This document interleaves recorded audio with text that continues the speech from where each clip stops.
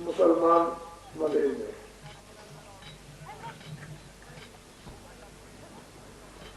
हर कौमों में, हर जातियों में, और जब हिंदू मुसलमान सिख ईसाइयों के यहाँ माँ के पेट से जब बच्चे पैदा होते हैं तो वो कुछ लेकर नहीं आते, न वो कुछ पहचानते हैं, न वो कुछ सुनते हैं, न वो कुछ समझ सकते हैं। न उनके पास उर्दू है, न उनके पास हिंदी है, न वो शादी विवाह करके आते हैं, न कोई मकान लेके आते हैं और न कोई काम काज। जब बच्चे पैदा होते हैं तो मुसलमानों के यहाँ रोते हैं, हिंदुओं के यहाँ भी रोते हैं। मुसलमानों को भी अपने अक्ल से सोचना चाहिए कि मेरी औलाद जो बच्चे और बच्चियां पैदा हुई हैं वो कुछ लेके नहीं आए। हिंदुओं को भी ये सोचना चाहिए कि हमारे घर में बेटे और बेटियां पैदा होते हैं वो कुछ लेकर नहीं आते। रोते क्यों हैं? उनको दर्द है। क्यों रोते हैं? बच्चे को पीड़ा है। क्या तुम ये कभी पूछ सकते हो कि क्यों रोते हो? क्या वो तुमको बता सकता है कि मैं इसलिए रोता हूँ? उसको दर्द है, उसको पीड़ा है, तकलीफ है, उसको दुख। धीरे धीरे बच्चा बड़ा होता है, धीरे धीरे उसकी बुद्धि और अकल जागती है। ज्यों ज्यों धीरे धीरे जल, पृथ्वी, अग्नि, वायु, आकाश, ये पांचों पर धीरे धीरे बुद्धि खुलती है, अकल जागती है। फिर आप पहचान कराते हो ये तुम्हारा पिता है, ये तुम्हारा बाप है, ये तुम्हारी बहन है, ये तुम्हारी माँ है। हिंदुओं के यहाँ हिंदी पढ़ाते हैं, ईसाइयों के यहाँ अंग्रेजी पढ़ाते हैं, और लोग हैं उनके यहाँ अपनी अपनी भाषा शुरू कर देते हैं। लेकिन हमको वो बात हमेशा ध्यान में और अक्ल में रखनी चाहिए कि जब बच्चा पैदा हुआ, अब बीच में जो कुछ भी आप ये देखते हो ये सब उस माया की छाया है। और ये भी देखते हो ये जिसमें ये मनुष्य शरीर है, ये बेशकीमती अनमोल है। ये नर नारी बच्चे बच्चियों को दोबारा नहीं मिलेगा। चाहे तुम रामायण समझो न समझो, गीता को समझो न समझो, वेदों को समझो न समझो, कुरान को समझो न समझो, हदीस को समझो न समझो, फकीरों की बात को मत समझो, महात्माओं की बातों को आप उनके उपदेशों को मत समझो। लेकिन बात यह है कि मनुष्य शरीर ये जिस्म है, बहुत अच्छे कामों से मुसलमानों ने बहुत खैरात की और गरीब दुखियों हकीमों को अपनी हक हलाल की कमाई में से कुछ खैरात किया होगा। इसी तरह से हिंदुओं ये जो अनमोल मनुष्य शरीर नर नारी बच्चे बच्चियों को मिला, इसमें बहुत जन्मों से पुण्य कमाए, बड़ी सेवाएं की, भूखों को आपने भोजन दिया, प्यासों को पानी दिया, जो बीमार थे उनको दवा दी, बड़े बड़े कष्ट सहे। उन कष्टों इसलिए मिला है कि ये मेहराब है, ये एक छज्जा है, ये मस्जिद है, ये जिस्मानी एक मस्जिद को खुदा ने खुद बनाई, इंसान कोई नहीं बना सकता, उसने अपनी कारीगरी से। तो आज मौत के पहले, मरने के पहले तुम्हारी जीवात्मा, तुम्हारी रूह, मुसलमानों की रूह नजात पाती, हिंदुओं की जीवात्मा स्वर्ग पा जाती, तुमको वैकुंठ मिलता, स्वर्ग मिल जाता, मुक्ति मिलती, मोक्ष मिल जाती। अरे तुम जन्म मरण से छुटकारा पा जाते। लेकिन हम लोग ये मनुष्य अनमोल ये जिस्म बेशकीमती पाकर के दिन में काम करते हैं, और ये भी नहीं मालूम कि शरीर से क्या अच्छा काम और क्या बुरा। हम ये भी नहीं समझते हैं कि गुनाह क्या है, हम ये भी नहीं समझते हैं कि पाप क्या है, हमको ये भी नहीं मालूम है कि मनुष्य धर्म क्या है। हम ये भी नहीं जानते हैं कि इंसानी मजहब क्या है। अब फकीरों की, सच्चे फकीरों की मुसलमानों को जरूरत है। अरे हिंदुओं, सच्चे महात्मा की जरूरत हिंदुओं को है। अगर सच्चे महात्मा हिंदुओं को मिल गए तो रास्ता मिल जाएगा, मनुष्य धर्म आ जाएगा। ये जीवात्मा मनुष्य शरीर में जाग जाएगी। मुसलमानों को सच्चे फकीर, उस खुदा के दीदार करने वाले सच्चे आतिफ अगर मिल गए तो आपको रास्ता मिल जाएगा। फिर ये रूह पाक हो जाएगी, दिल दिमाग साफ हो जाएगा, यह जीवात्मा मन बुद्धि निर्मल हो जाएगी, यह अंतःकरण आपका शुद्ध हो जाएगा। और जब ये पाक साफ हो जाएगी तो वो कोई खुदा तो गंदा है नहीं, भगवान तो कोई मैला है नहीं, वो तो बहुत ही स्वच्छ और बहुत ही पाक साफ सफेद है। मुसलमानों, अगर पाक साफ तुम नहीं हुए तो साफ है। उसको कह दें तुम्हारी तो आंख है ही नहीं, तुम्हारी आंख बंद हो गई, इधर से दिखाई नहीं देगा। वो आंख अगर बंद हो गई तो कैसे दीदार होगा, उसका साक्षात्कार, भगवान का दर्शन कैसे होगा। तो हिंदू भी भूल गए और मुसलमान भी भूल गए। हिंदू भी धर्म भूले, मुसलमान भी मजहब भूल गए। सत्यता को हिंद क्या है सब। इसलिए मैं तुम्हें ऐसी चीज सुनाऊंगा जो आपने अभी शास्त्रों में आपने पहले कभी नहीं पाई। देखो मुसलमानों, पहले तो तुम अपना पैगाम सुन लो। मेरी तरफ देखो अच्छी तरह से। तुम भी एक इंसान हो, ये भी एक आदमी बैठे हुए, मैं भी एक आदमी। मुझमें आदमी में फर्क तो कुछ नहीं। जिन मसालों से, जिन तत्वों से आपको ये जिस्म मनुष्य शरीर मिला, वही मसाला वही तत्व मुझे भी मिले। अरे तुम्हारे अंदर भी रूह है, हमारे अंदर भी रूह, तुम्हारे अंदर भी जीवात्मा, हमारे अंदर भी जीवात्मा। इंसान एक जर्रा, एक कतरा, उसका हुक्म ऊपर से आ रहा है कि हिंदुस्तान के छोटे बड़े, अमीर गरीब सब मुसलमानों को कह दो कि तुमने जो अपना ईमान काफिरों और जुल्मियों और गुनहगारों को जो भेज दिया है, तुम्हारी इबादत कबूल नहीं हो रही। आए हिंदुस्तान के मुसलमानों, जो तुमने अपना ईमान भेज दिया है गुनहगार काफिरों को, जुल्मियों को, तुमको मालूम है कि ईमान भेजकर उनका जुल्म तुमने अपने ऊपर में ला दिया, अपने ऊपर में चढ़ा लिया। गुनहगार को तुमने अपना ईमान दे दिया, तुम्हारे ऊपर गुनाह आ गए। इन मुसलमानों को ये कह दो कि तुम्हारी इबादत कबूल नहीं हो रही, ये तुम्हारा वक्त जाया हो रहा। इन्हीं जामे पर वो खुदा खुद आकर के वो बोलता है और उन्हीं जामे के द्वारा बुलवाता है। तो मुसलमानों, खुदा का हुक्म हुआ है कि अपने अपने ईमानों को वापस लाओ।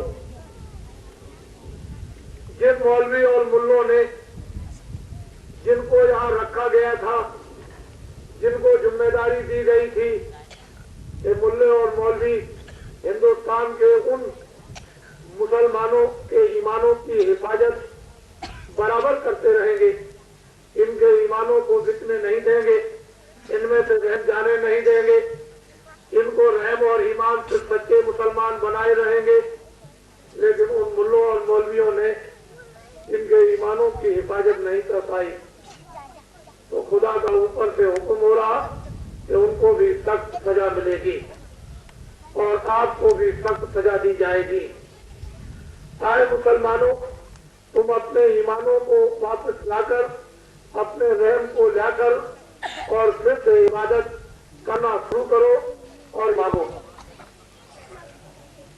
हो सकता है कि शायद खुदा तुम पर कुछ थोड़ी सी मेहरबानी करे।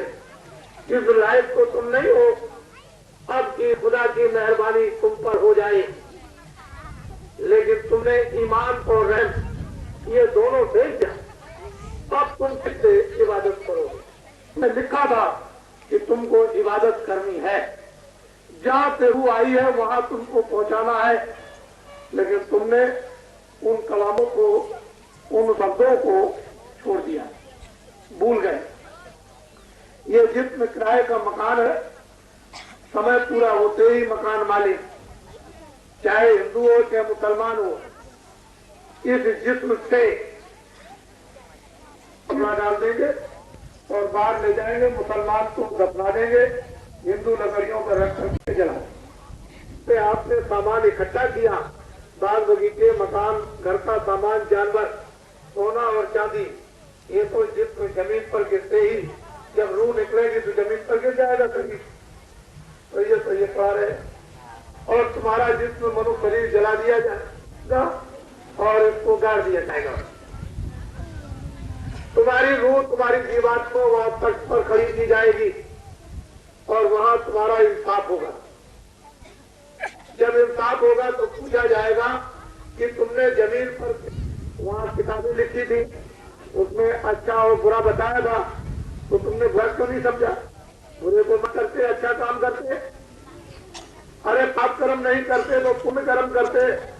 इसके छुड़ाने के लिए महात्मा फकीर हमेशा बराबर आते रहते हैं, लेकिन तुमको ये ख्याल और ध्यान है कि फकीर क्या देते हैं, महात्मा क्या देते हैं? कुछ नहीं।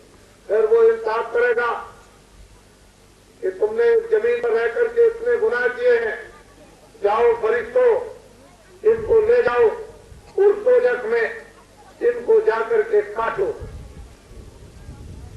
तो आप वहां ले जाकर काटे जाओगे, वहां कोई तुम्हारी सुनेगा, तुम चिल्लाओगे, रोगे, लाखों लाखों मीलों तक तुम्हारे रोने की आवाज जाएगी, और फिर वहां कोई तुमको बचाने नहीं जाएगा।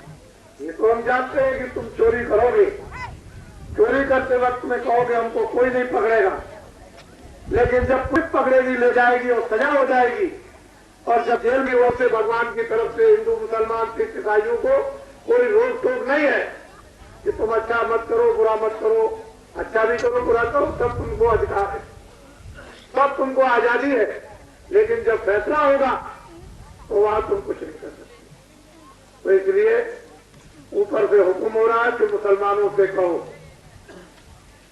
कि अपनी अपनी औरतों को कह दो कि सुबह भी इबादत करें और शाम को भी करें। जो मुसलमानों की औरतें घर में इबादत करेंगी, नमाज पढ़ेंगी, उनकी औलाद नेक होगी। जो मुसलमानों की औरतें सुबह शाम इबादत यानी नमाज नहीं पढ़ेंगी, उनकी औलाद नेक नहीं होगी। ऐसे ही हिंदुओं से मंदिर ये किस लिए हिंदू बने? तुम एक दूसरे के दुखों को समझोगे तो उन्हें भी पूजा करना छोड़ दिया, दया करना छोड़ दिया, सच बोलना छोड़ दिया। अब तुम लगे हुए हो पेट भरने के लिए।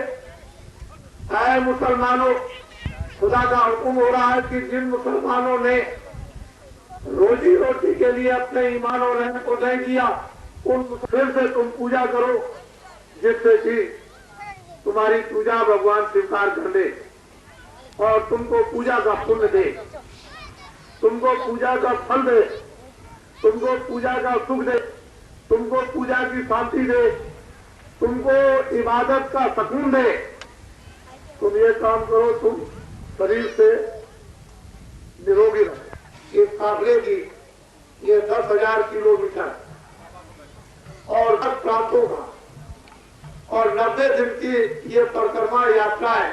इस काफिले की 90 दिन कम नहीं होते हैं, 90 दिन 3 महीने होते हैं और 10,000 किलोमीटर कम नहीं होता।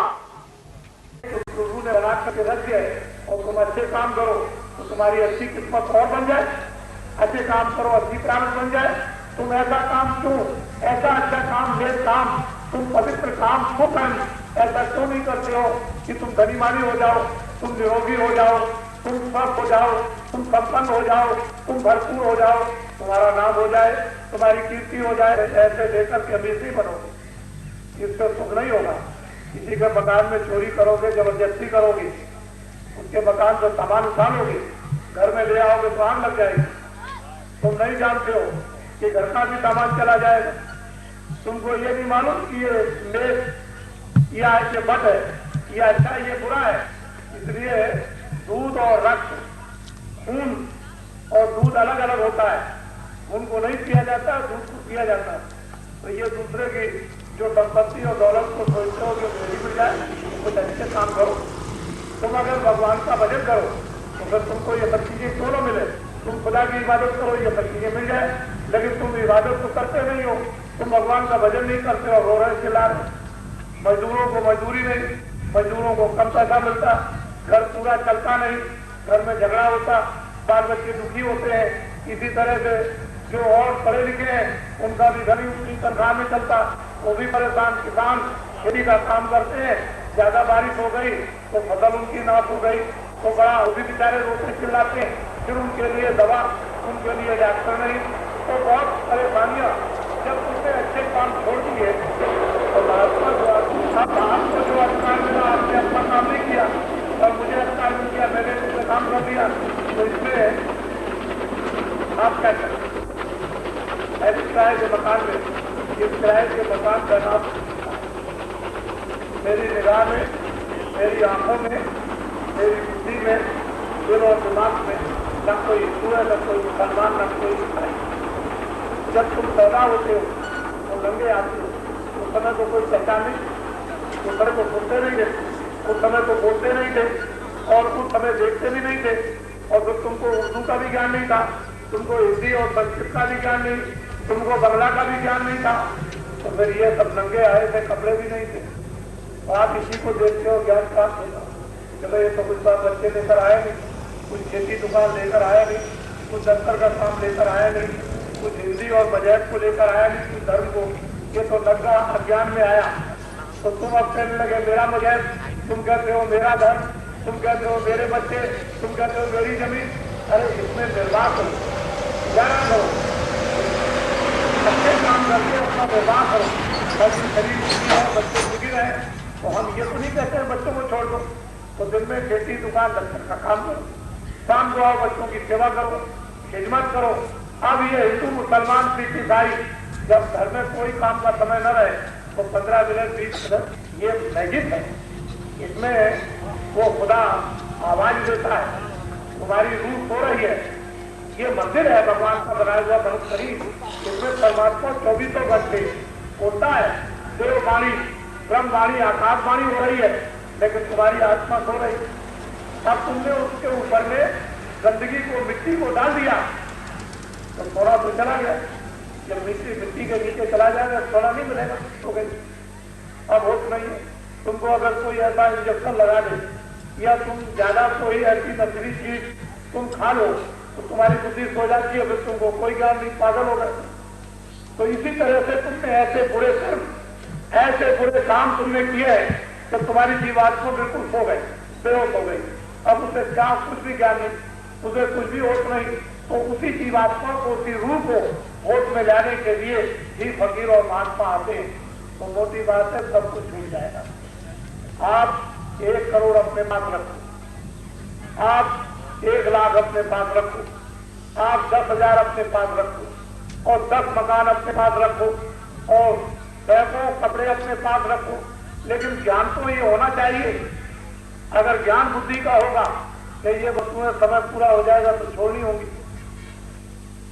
आदमी को ज्ञान मोह ममता तो नहीं, हमने मोह क्या ममता कर ली, आसक्ति कर ली, दूसरा ये माया की छाया, तो इस छाया से छाया का काम ले लीजिए, लेकिन जब जीवात्मा और रूह इसमें से निकाल दी जाए ऐसा आएगा। मैं आपको पहले सिखाऊंगी, आज से 50 साल पहले सिखाऊंगी, जब अंग्रेजों का राज था तो उसने कहा था कि आप दबाव इकट्ठा मत करो, वो तो मत आ रहा है, अंग्रेज से चले जाएंगे, भारत को आजाद हो ही जाएगा। लेकिन भाई समय पर जब अंग्रेजों का राज था, लेकिन उस समय पर न्याय होता था, उस समय पर सब लोग गांव में छोटी छोटी व्यवस्था उसके अंतर्गत रहते थे और उसमें गांव में हमको न्याय मिलता था और हम लोग सब लोग मोहब्बत और प्रेम से रहते थे। इतनी लड़ाई नहीं थी, इतने झगड़े नहीं थे, ऐसी चोरी नहीं थी, इस तरह की बीमारी भी नहीं थी, इस तरह की मतलब बेईमानी भी नहीं थी, ये कुछ नहीं थे। बड़ी सस्ती थी, चांदी का 1 रुपया था, ये धोखा हो गया। उसी में हम एक ऐसे रास्ते पर चले गए कि हमारे घर की शांति चली गई, हमारे भाइयों की शांति चली गई, हमारे बच्चों की शांति चली गई, हमारे धर्म की शांति, हमारे समाज की शांति, हमारे देश की शांति, ये सब की सब खत्म हो गई। अब ये किसान बेचारे रोते हैं कि हमारे ऊपर कर्जा बहुत हो गया। कोई किसान कहता है बगीचे का कर्जा, कोई किसान कहता है खाद का कर्जा, कोई किसान कहता है बीज का कर्जा, कोई किसान कहता है ट्यूबवेल का कर्जा, कोई किसान कहता है इंजन का कर्जा, तो कोई किसान कहता है जानवर का कर्जा, भैंस और बैल का कर्जा। अब इनके ऊपर में बड़ी मुसीबत है, ये बड़े परेशान हैं। इधर मजदूरों को मजदूरी इसलिए नहीं मिल रही, आबादी बढ़ गई, कितनी उनको मजदूरी मिलेगी। इधर कर्मचारियों को ज्यादा तनख्वाह वेतन नहीं मिलता है, वो परेशान। बीमारी उनके घरों में 100 रुपया उनका बीमारी में चला जाता है, दवा में, तो खाने के लिए उनके पास नहीं। वो बेचारे कहते हैं घर के झगड़े को मिटा दीजिए। यही पर मैं मुसलमानों से सुनता चलाया, उनकी औरतें भी कहती हैं और मुसलमान भी कहते हैं, हिंदू भी कहते हैं, हिंदुओं की औरतें भी कहती हैं, ये देवियां भी कहती हैं, बड़ी तकलीफ है।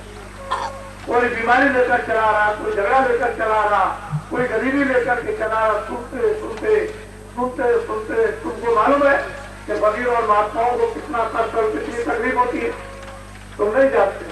तो हम तो तुम्हारी तकलीफ में, तुम्हारी बीमारी में, तुम्हारी परेशानी में, तुम्हारे झगड़ों में, तुम्हारे समाज के झगड़ों में, तुम्हारे धर्म के झगड़ों में हम तो मदद करना चाहते हैं, हम तो सहायता करना चाहते हैं कि तुम्हारा ये दुख दूर हो और तुम सुखी हो, तुम आराम में रहने लगो, तुम्हारी बीमारी चली जाए। हम चाहते हैं तुमको भोजन मिले, हम चाहते हैं तुमको कपड़े मिलने लगे, तुमको सबको काम मिलने लगे, तुम्हारे बाल बच्चों का पालन पोषण हो। कहाँ पर? बड़ी दूर उत्तर प्रदेश और कहाँ बिहार, वहाँ के लोग यहाँ काम करते हैं, इसलिए कि रोजी रोटी चल जाए। वो बेचारे यहाँ रहते हैं, बच्चे वहाँ रहते हैं। इतना उनको यहाँ मिलता नहीं कि बच्चों का पालन पोषण हो। क्या वहाँ तुमको रोजी नहीं मिल सकती है? लेकिन वहाँ नहीं मिली, तो यहाँ करने के लिए आ गए। मैं नागालैंड में गया, उधर देखा कि बहुत से लोग वहाँ पर इधर से उधर में जाकर के काम कर रहे हैं। क्या उनको वहाँ रोजी रोजगार थे? तुम अपने पर विश्वास रखते, भगवान पर विश्वास रखते, महात्मा जो बता देते उस पर विश्वास कर लेते, तो तुमको तो वहीं पर शरीर की रक्षा के लिए सब कुछ मिल जाता है।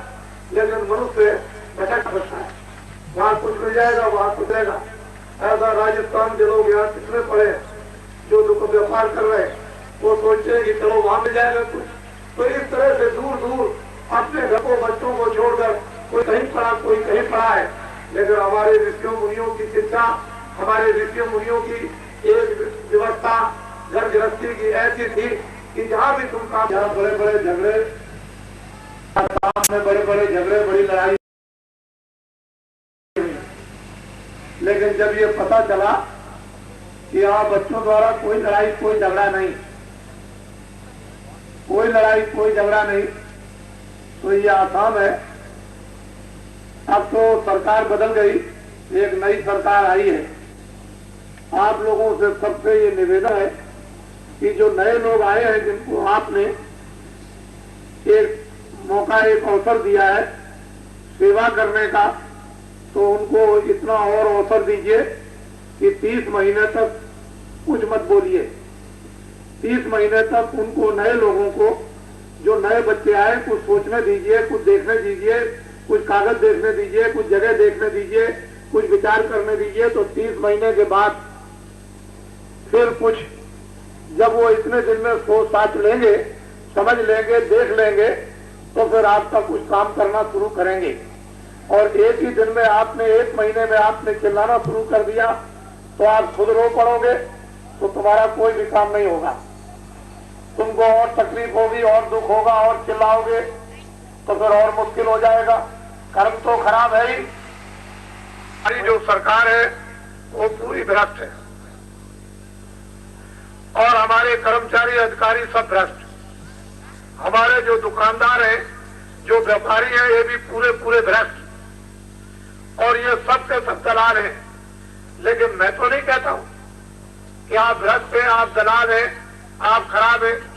हम तो ये कहते हैं कि जब 500 रुपए 600 रुपए कर्मचारी को मिलेगा और 600 रुपए उसकी बीमारी में दवा और डॉक्टर में भ्रष्ट नहीं कह सकते। पेट के लिए, बच्चों के लिए तो उसको भोजन मिल जाए, हमको पूरे खर्चा सबको कहते हो, हमको पूरा रास्ते पूरी सुविधा दो। हम काम करने को तैयार है, मेहनत करने को तैयार है, हम खेती करने को तैयार है, हम दुकान करने को तैयार, हम दफ्तर बड़े गुनाह किए हैं। फिर तुम्हारी रूहों को दोजख में भेज करके सख्त सजा देगा। फिर तुम चिल्लाओगे, रोओगे और वहां कोई सुनने वाला नहीं। फकीरों के कलामों को जो मुसलमान सुनेंगे नहीं, वो मुसलमान गुनहगार होंगे। एक मुसलमान 100 मुसलमानों से बताएगा कि खुदा का हुक्म हुआ है कि अपने ईमानों की हिफाजत करो।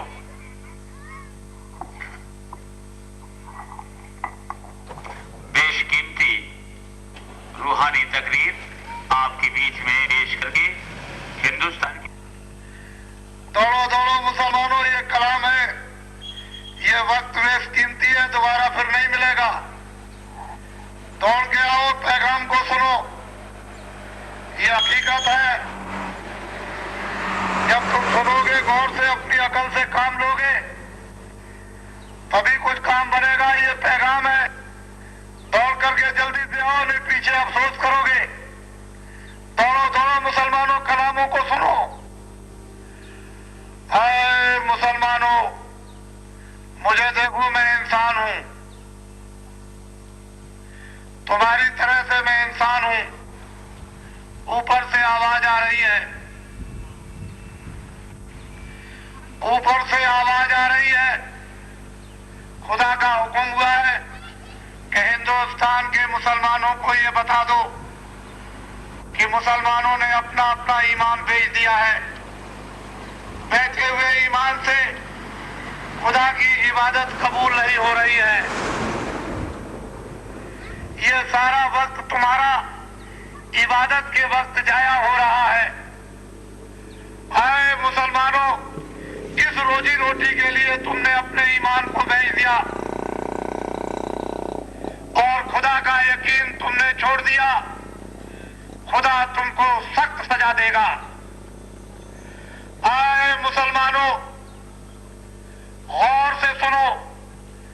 जिन मुल्लों और मौलवियों को छोड़ा गया था कि मुसलमानों के ईमानों की हिफाजत करेंगे और उनमें रहम लाएंगे, उन मुल्ले और मौलवियों ने अपने अपने काम को, अपने फर्ज को पूरा नहीं किया और मुसलमानों का ईमान चला गया। खुदा का हुक्म है ऊपर से कि मुसलमानों को बता दो कि मौलवी और मुल्लों को सख्त सजा दी जाएगी। आए मुसलमानों, तुम अपने ईमान को फिर वापस लाओ और ईमान को लाकर इबादत के वक्त 1 लाख बार गुनाहों की माफी खुदा के दरबार में मांगो। हो सकता है कि शायद खुदा तुम पर मेहरबान हो, वरना ये जिसमें ये किराए का मकान ये चंद वक्त के लिए मिला है। समय पूरा होते ही मकान मालिक इस जिस्म से तुम्हारी रूह को निकालकर अलग कर देगा और तुम्हारे जिस्म पर कपड़ा डालते ही नफरत हो जाएगी। इसको उठा करके जला देंगे, काट देंगे और वहां ले जाकर तख्त पर खड़ा करेंगे। फिर वो पूछेगा कि जमीन पर तुमने क्या क्या गुनाह किए हैं। क्या फकीरों ने, मोहम्मद साहब ने, कुरान ने तुमको ये बताया नहीं कि ये अच्छे काम, ये बुरे काम है? फिर तुमने अपनी रूह को, अपने दिल और दिमाग को पाक साफ क्यों नहीं किया? पाक साफ करके क्यों इबादत नहीं की? तुमने ये गुनाह किए हैं, तुम्हारी रूह को दोजख में भेजा जाता है। फिर कौन बचाएगा? और मोहम्मद साहब तुम्हारी तरफ से कोई गवाही नहीं देंगे। इसलिए हुक्म हुआ है, खुदा का हुक्म हुआ है कि मुसलमानों से कह दो कि एक एक मुसलमान 100 मुसलमानों को बताएगा कि अपने अपने ईमानों की फिर से हिफाजत करो और सच्चे ईमान को लाकर, रहम को लाकर फिर सच्ची इबादत खुदा की करो, तब जाकर काम होगा। वरना पीछे तुमको सबको अफसोस करना होगा और वहां सख्त से सख्त सजाएं दी जाती है। तुमको अभी पता नहीं है कि वहां कौन कौन सी सजाएं दी जाती है और सजाओं के नाम क्या है। इसलिए मैं ये पैगाम सुनाकर, मैं भी एक जिस्म में रहता हूं, मैं कोई फकीर नहीं हूं, मैं तो एक खिदमतदार हूं। आए हिंदुओं मुसलमानों सब मिल करके रहो, मोहब्बत और प्यार का तगा जाए, मोहब्बत और प्यार से रहो और एक दूसरे के काम आओ। ये धरती न हिंदुओं की है और न ये जमीन मुसलमानों की है। अपना अपना वक्त पूरा करो सराय में और वक्त पूरा करके यहाँ से चल दो। वो मुसलमान अक्लमंद और होशियार है जो पाक साफ रहकर और खुदा की इबादत कर खुदा का दीदार करते हैं। वो मुसलमान वो नालायक है जो पाक साफ रह करके खुदा की इबादत नहीं करते हैं और खुदा का दीदार नहीं करते हैं।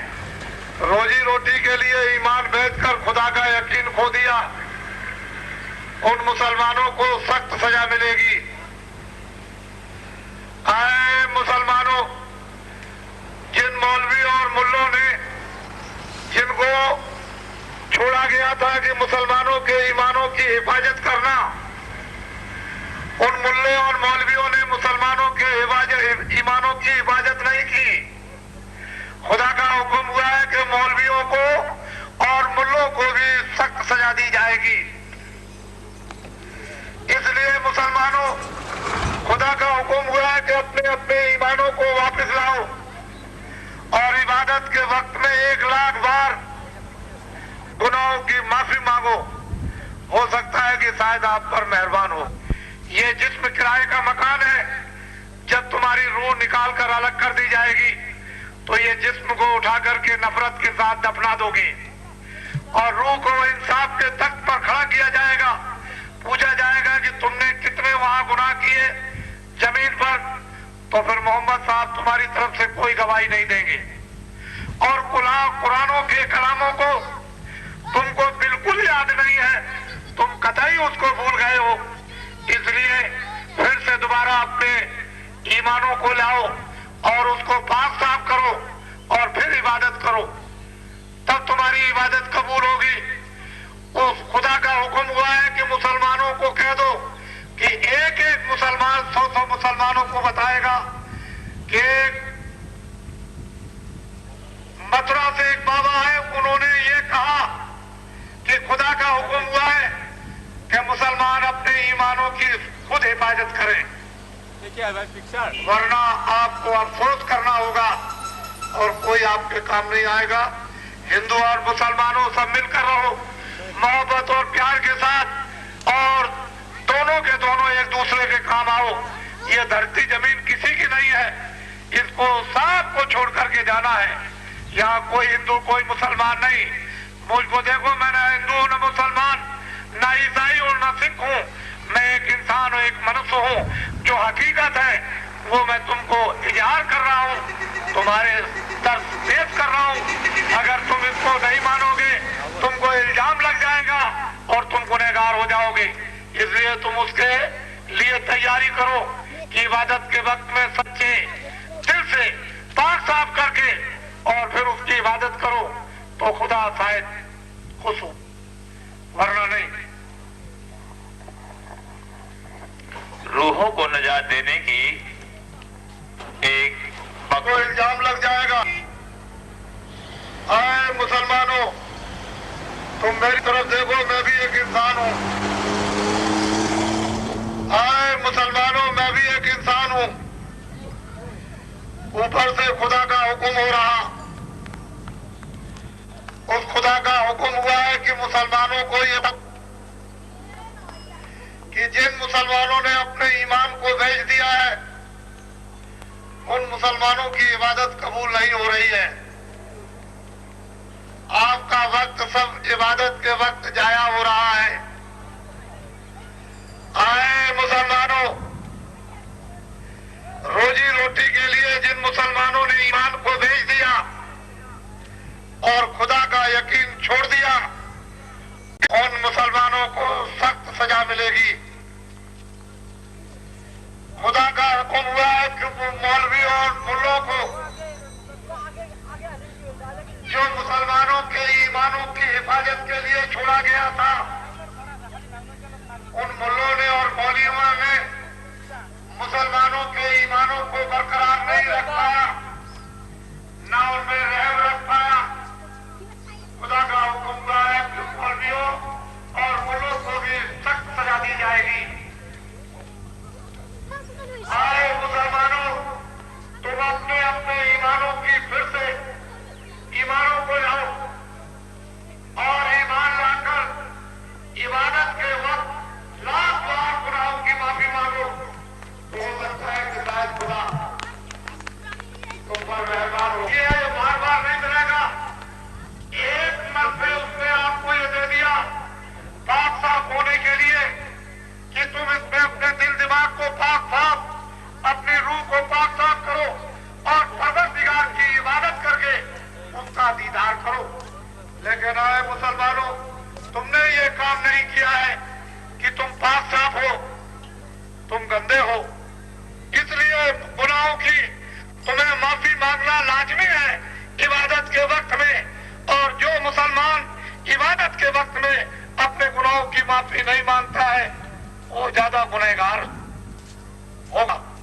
आए मुसलमानों, हिंदू और मुसलमान दोनों मिलकर मोहब्बत और प्यार के साथ रहें। ये जिस्म किराए का मकान है, ये मनु शरीर किराए का मकान है। ये वक्त पूरा होते, समय पूरा होते ही इससे तुम्हारी रूह, तुम्हारी जीवात्मा निकाल दी जाएगी और यही नफरत इस जिस्म से करेंगे, कपड़े डालकर बाहर ले जाएंगे, दफना देंगे और तुम्हारी रूह को तख्त पर खड़ा किया जाएगा। वहां वो पूछेगा कि जमीन पर तुमने कितने नेक और बुरे काम किए हैं, तुम क्या जवाब दोगे? मोहम्मद साहब तुम्हारी तरफ से कोई गवाही नहीं देंगे। जो कुरान में कलाम लिखे हैं वो तुम्हारी अक्ल में नहीं है, वो तुम उनको सोच नहीं सकते, समझ नहीं सकते। तो बताओ फिर तुमको नजात कैसे मिलेगी? फिर वही तख्त का मालिक हुक्म दे देगा कि रूहों को दोजख में ले जाओ, फिर सख्त सजाएं दी जाएगी जो लिखने में नहीं आता है।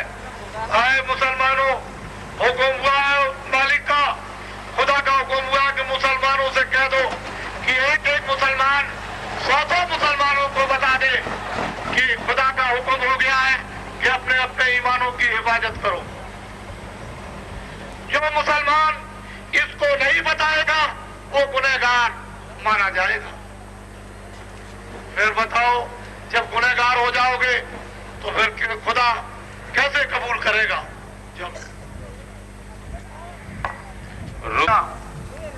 उन सब मुसलमानों को सख्त सजा मिलेगी जिन मुल्ले और मौलवियों को यह सौंपा गया था कि मुसलमानों के ईमान की हिफाजत करना और इनमें रहम रखना।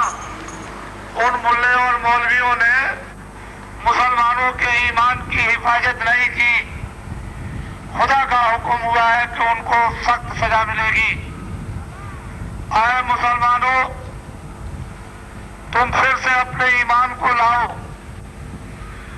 और इबादत के वक्त 1,00,000 बार गुनाहों की माफी मांगो, मेहरबान हो। आए मुसलमानों, ये जिस्म जो है किराए का है। वक्त पूरा होते ही मकान मालिक तुम्हारी रूह को इस जिस्म से निकाल बाहर करेगा और तुम्हारा जिस्म जमीन पर गिर जाएगा। इसको दफना देना। तुम्हारी रूह का इंसाफ होगा कि तुमने जमीन पर क्या क्या गुनाह किए हैं। तुम उस समय पर क्या कहोगे? मोहम्मद साहब तुम्हारी तरफ से गवाही नहीं देंगी। जो कुरान में लिखे हैं कलाम, उनको भी तुम नहीं मानते, तो फिर गुनहगारों का दखल खुदा के दरबार में नहीं है। इसलिए फकीरों के कलामों को हमेशा गौर से सुनो और समझो। ये अक्ल जो दी है उससे काम लो। हिंदू और मुसलमानों तुम दोनों मिलकर रहो। मोहब्बत और प्यार के अपना अपना वक्त पूरा होगा, यहाँ से चलोगे। ये जमी और बाग बगीचे, ये औलाद और सामान, ये सब आपका पड़ा रहेगा। कोई आपकी मदद को सहायता नहीं करेगा। इसलिए हिंदुओं, तुम दिन में खेती, दुकान, दफ्तर का काम करो, शाम को बच्चों की सेवा करो, और जब कोई काम का समय न हो तो 15 मिनट 20 मिनट मनुष्य रूपी मंदिर में सच्चे भगवान का भजन। इस धन को तुम जमा कर लोगे, तुम्हारी आत्मा की रक्षा होगी। अगर तुमने इस धन को जमा नहीं किया तो ये जीवात्मा 84 नरकों में डाल दी जाएगी, और फिर ये सतयुग त्रेता द्वापर भी आपको समय नहीं मिलेगा। इसलिए मनुष्य अनमोल शरीर है, ये बार बार नहीं मिलता। भगवान के पाने के लिए आपको दिया गया। इस जीवात्मा को मुक्ति और मोक्ष के लिए दिया गया, इस जिस्म को नजात के लिए दिया गया। लेकिन तुम क्या कर रहे हो? दिल और दिमाग तुमने खराब कर लिया, फिर क्या होगा तुम्हारा? इसलिए एक मुसलमान, खुदा का हुक्म हुआ है कि 100 मुसलमानों को ये बता देगा कि हुक्म सरकार और हुजूर का हो गया कि मुसलमान अपने अपने ईमान की हिफाजत स्वयं खुद करें, तब कुछ काम होगा।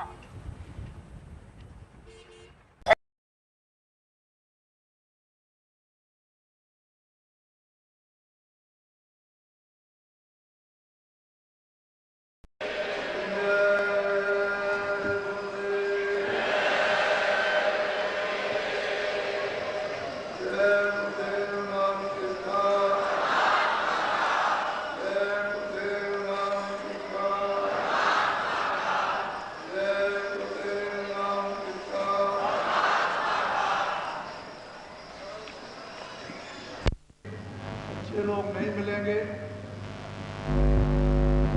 महाप्रभु तो ये जीव क्षणों में काल करेगा, शरीर को उठाकर लोग गाड़ देंगे, जला देंगे, फिर खत्म हो जाएगा। दुनिया जैसी की तैसी पड़ी रह गई, पड़ी रह जाएगी। उसको न कोई ले जा सका, न कोई ले जा सकेगा। इसी पर सबको विचार करना चाहिए। धनी मानी पेट सरकार, गरीब और पढ़े लिखे, ये सब जा रहे, सब सामान यही रखा दिया जाता है। एक भी सामान या कोई भाषा लेकर के कोई भी नहीं जा सकता। अब यहाँ रखा और बिल्कुल पागल बनाकर और यहाँ से हमारी जोर से ठोकर लड़ा से और ये जो दुनिया हमारे सामने चलती आ रही है और उत्पत्ति होती जा रही, इसको अपनी आंखों से देखो और विचार करो कि हमारे सामने जा रहे, हमारे सामने आ रहे, हम भी चले जाएंगे और हम भी यहाँ आए, तो हमारे आने और जाने का क्या स्थान होगा? कहाँ से हम आए, कहाँ जाएंगे? अगर ये फिक्र और चिंता जीव को हो जाए तो महापुरुषों की उसमें कुछ प्यास लगे मिलने की। लेकिन इससे मुझे मालूम होता है कि महापुरुषों के संबंध में तो किसी मात्र भी उनके भाव और विचार चलाते हैं। तो ऐसे ही तमाशा देखना, तमाशा तो खुद बन गया और तमाशे में खुद बन गया। अब ये तमाशा कौन पूरा संपन्न करेगा? जब महापुरुष, इसके पहले कुछ नहीं। तो आपने जो 7 दिन जो ये सत्संग आपने बिल्कुल निर्मल और शुद्ध और पवित्र है, जो अपने कानों से सुना, ये ऐसा मत समझो कि बहुत है, ये अभी कुछ नहीं है। सत्संग आपने सुना ही नहीं। सत्संग किसको कहते हैं, सत्संग नाम किसका है, और महापुरुष से सत्संग का क्या अर्थ और भाव भेद बताते हैं, वो तो आपको कुछ नहीं पाते। लेकिन यह है कि वो एक सीढ़ी है जिसके किनारे यानी बैठाना है और बताना है कि तुमको इस तरह से सीढ़ी पर चढ़ना है। तो धीरे धीरे अगर बैठना सीढ़ी के पास सीख गया तो एक दिन चढ़ेगा। महापुरुषों के पास जा करके उन वचनों को सुनना चाहिए जो कल्याणकारी है, जो जीवात्मा को जगाते हैं और जीवात्मा को जो रोकते हैं। अगर ऐसे वचनों को आप नहीं सुनेंगे तो फिर इस गंदगी को दूर कौन करेगा। तो जो ऊपर से महापुरुष जत्था, एक ग्रुप, एक जत्था, एक ग्रुप, एक टोली जो ऊपर से उतार करके अपने साथ लाते हैं, क्योंकि यहाँ तो उनकी कोई भक्ति भाव करना कोई जानता ही नहीं, वो ऊपर से ले आते हैं और जगह जगह हर जगह उनका जगह जन्म हो जाता है। कोई 200 मील, कोई 300 मील, कोई 400 मील, कोई इतना दूर इधर चारों तरफ जन्म दे दिया जाता है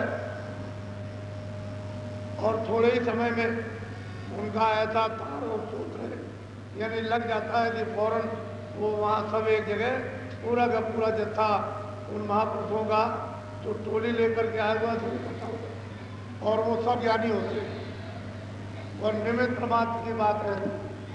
ये तो उनको भी देते हैं लेकिन वो निमित्त मात्र, वो बने बनाए पके पकाए वो सब के सब तैयार होकर के आते हैं और बस मर्यादा परिपूर्ण रूप से पालन करते। वो आकर के फिर उनकी भक्ति, सेवा, आज्ञा का पालन, भजन करना, यदि किस तरह की सेवा करते हैं तो ऐसी कोई सेवा कर ही नहीं सकता। उनको देख देख करके जीव जो है वो संस्कार डलवाते हैं कि हम भी ऐसी सेवा करें। बड़े ज्ञानी होते हैं और पहुंचे हुए, लेकिन गुरु की आज्ञा के बगैर जरा सा भी कहीं पत्ता नहीं हिलता।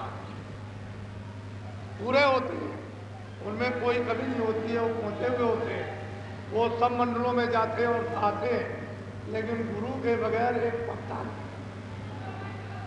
ऐसी आज्ञा का पालन करते हैं जैसे कि मतलब कि कोई ऐसी आज्ञा का पालन कर नहीं सकता। ऐसी जीवात्माएं जो उनके साथ पकी पकाई जाती है टोली और जत्थे के रूप में, वो संसार के जीवों के लिए वो प्रश्न करते हैं महापुरुषों से, कुछ पूछते हैं, क्योंकि ये सब लोग बैठे रहते हैं, इनको तो ये पता नहीं है कि ये क्या है। उनको तो मालूम है कि ये है क्या, ये नहीं जानते। उनको सब मालूम है क्योंकि वो तो पके पकाए हैं, पूरे ज्ञानी है, उनमें पूरी शक्ति है, लेकिन गुरु के बगैर, गुरु की मर्यादा के बगैर कुछ रस से मत नहीं होता। और ऐसा होता है कि लय हो गए तो पूछते और प्रश्न करते, तरह तरह के प्रश्न करते, एक तरह के नहीं। ये काल क्या है, ये माया क्या है, ये जीव क्या है, ये मन क्या है, ये बुद्धि क्या है, ये चित्त क्या है, ये इंद्रियां क्या है, जीवों प्रकृतियाँ क्या है, आसमान क्या है, ये जमीन क्या है, ये पानी अग्नि वायु क्या, सब तरह का प्रश्न करते हैं उनसे पूछते हैं। किसके लिए? जो नहीं जानते, क्योंकि जब वो आपको तो प्रश्न करना आता नहीं और वो पके पकाए उनको सब तरह का प्रश्न करना आता है, तो वो जीवों के हित के लिए वो स्वामी से प्रश्न करते हैं कि महाराज हमको जो जो हम पूछे वो हमको हमारी शंका, यानी उनकी कोई शंका नहीं, लेकिन ये जो बैठे हैं इनकी शंका यानी हमारी शंका, इसको आप दूर कर दीजिए। वो प्रश्न वो करते हैं, शंका आपकी है और जवाब देंगे तो आपकी शंका दूर हो जाएगी। उनके पास तो कोई शंका है ही नहीं, वो तो पके पकाए पूरे के पास लगे और पूरे हैं, और एक भी पत्ता आज्ञा के बगैर मिलता नहीं, और उनको कोई जान भी नहीं सकता। उनको तो केवल यही जानते हैं कि आप सिख हैं, ये प्रेमी है, इनके बगैर, इनकी आज्ञा के बगैर दूसरा कोई काम नहीं करेंगे, इनको और कुछ भाता नहीं, अच्छा नहीं लगता है। ऐसा मैंने कभी भक्त इतना तो जानेंगे, लेकिन उनकी पहुँच वोच नहीं पड़क पाई। वो तो जरा भी इशारा भी नहीं, हाव में, भाव में, बोल में, चाल में भी पता नहीं चल सकता है। ऐसी लोग यानी भक्ति करते हैं नीचे की और पगे हुए खुले होते हैं।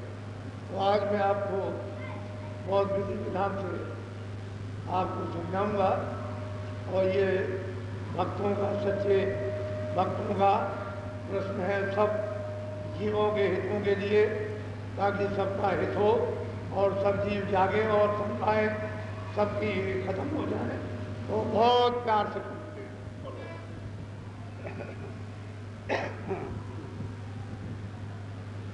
अब सूरते पूछे स्वामी से, भेद कहो अपना।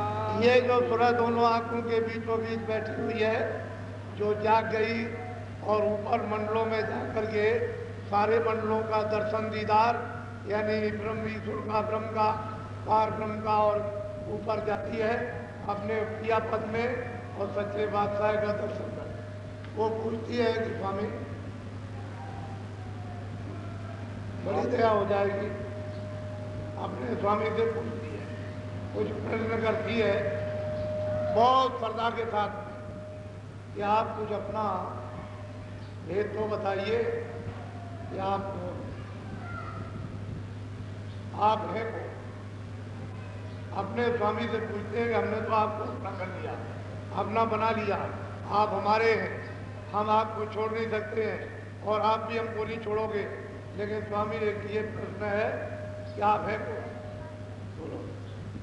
वास तुम्हारा कौन लोक में, यहाँ आए तुम कौन मौज। कहते हैं कि स्वामी ये बताइए, पहला प्रश्न है कि आप किस लोक के पास हैं, किस लोक में रहते हैं, किस धाम में रहते हैं, कहाँ से आप आए, और फिर यहाँ किस मौज में, किस इच्छा में, क्या करने के लिए यहाँ मृतलोक में आए, कहाँ आपका वासा है और क्या इच्छा लेकर के क्या करने यहाँ मृतलोक में आए। स्वामी मुझे इसका उत्तर दीजिए।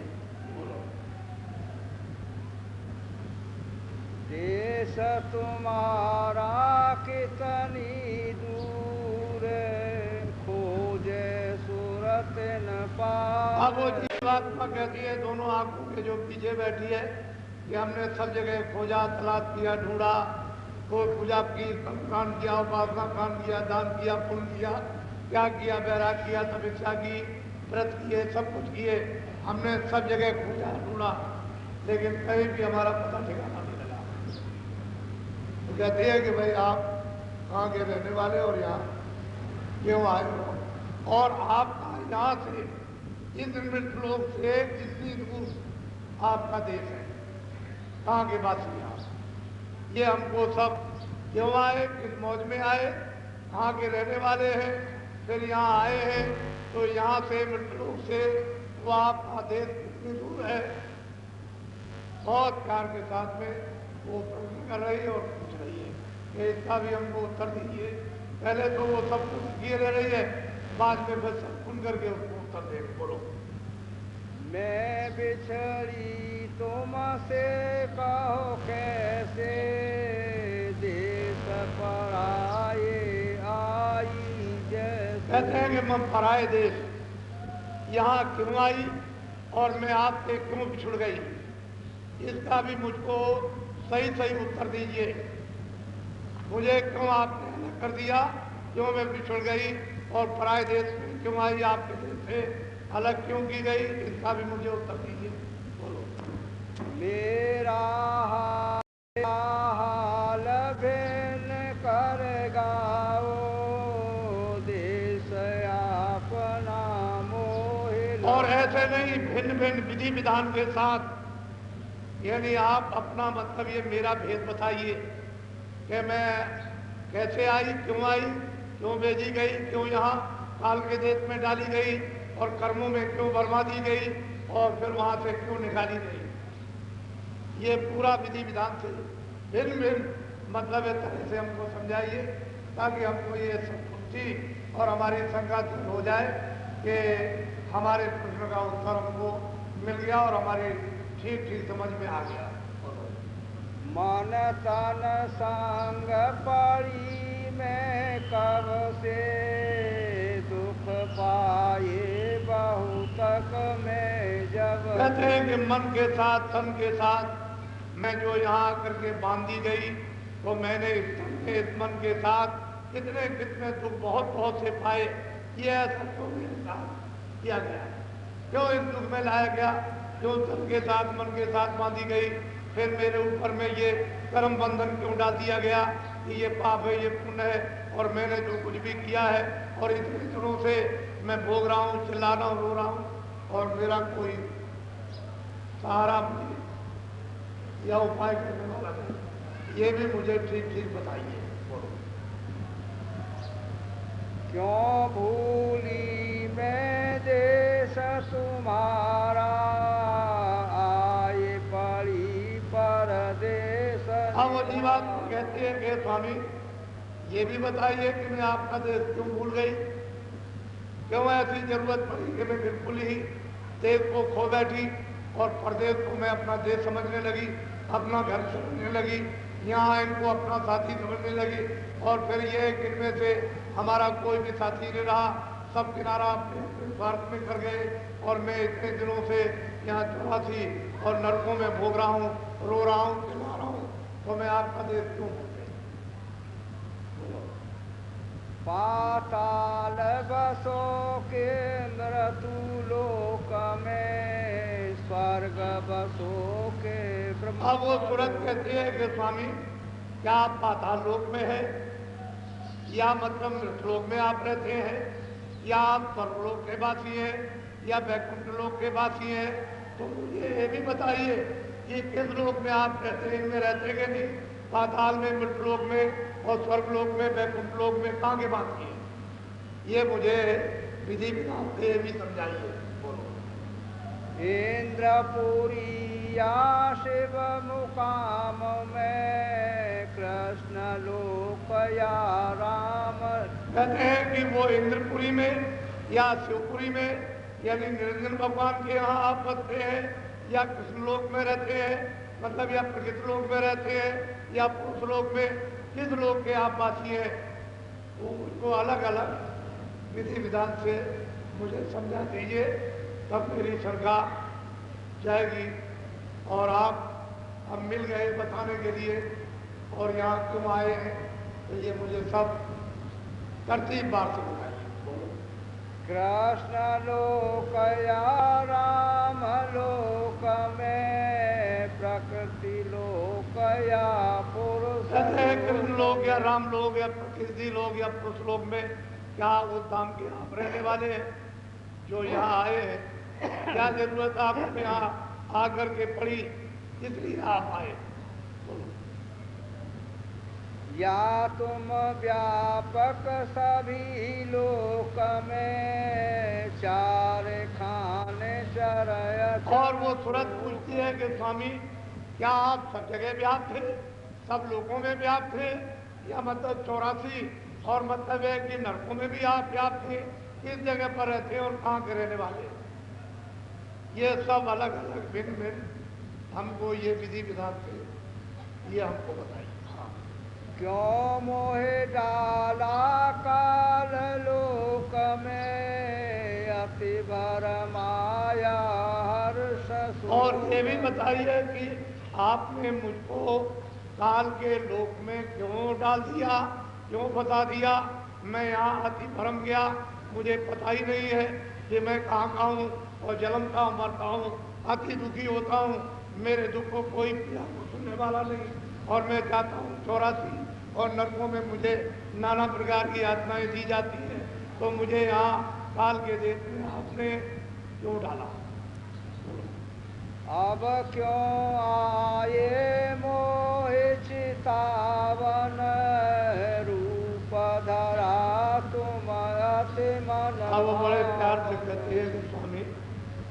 अब आप बहुत दिनों के बाद मुझको शिव चिताने के लिए आए हो, इसमें कोई संदेह नहीं है कि जो रूप आपने धारण किया बड़ा मनमोहन आकर्षण है, बहुत मनमोहित जो रूप धारण किया है और आकर्षण में, ये तो मैं जान गई, ये तो मैं समझ गई, लेकिन कितने दिन के बाद आप आएंगे।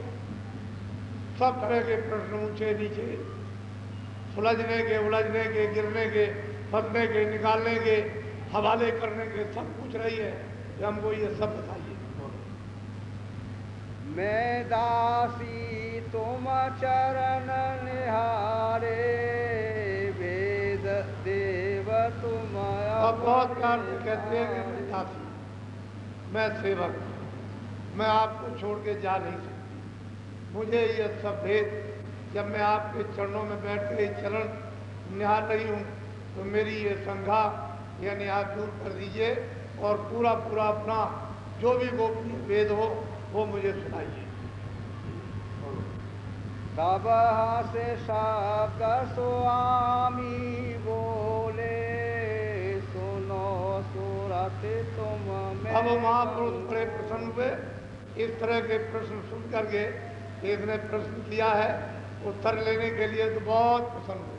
वो तो शब्द स्वामी है, वो तो सूरत शब्द रूप हो गई, तो बहुत प्रसन्न होकर के बोले और सब विधि विधान के साथ उनको उस सूरत को समझा रहे, और उसके साथ में पूरा मजमा, पूरा समाज बैठ करके उस प्रश्न के मतलब एक उत्तर को साफ के साथ सुनेंगे, और उसको भी और सबको, मतलब प्रश्न तो उसका नहीं था, सबका था, और सबके प्रश्न का उत्तर उसके प्रश्न से सबको मिला।